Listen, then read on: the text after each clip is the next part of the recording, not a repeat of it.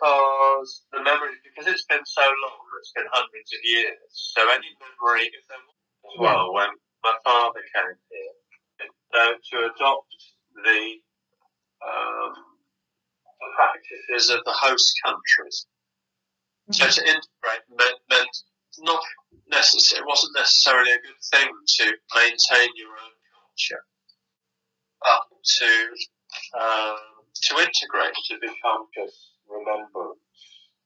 Yeah. And for instance, my father probably picked up traits from being a Goan, from perhaps the Portuguese priests that were there.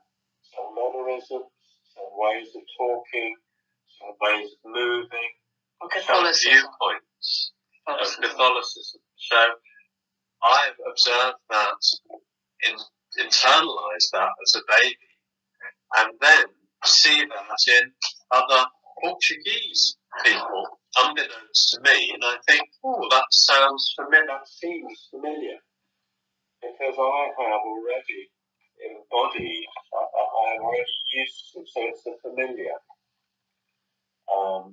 And you absorb things, and whether that's it's perhaps comforting, or just the fact it's familiar gives you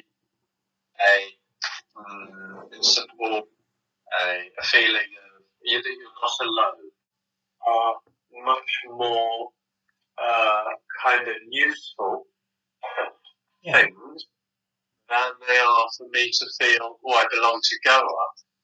It would make me feel like I was very uprooted.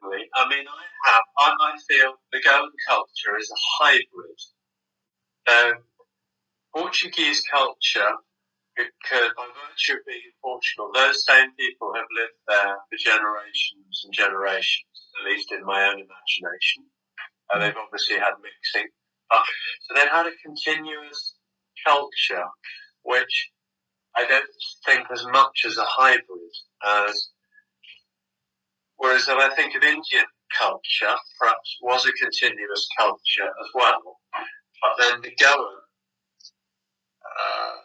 is a mix, is a hybrid, and so it doesn't have.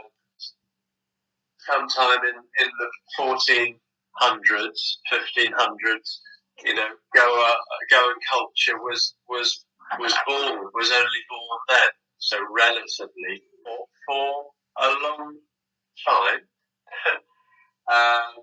You used to belong to yourself. And the more you explore, perhaps the more that belonging will grow.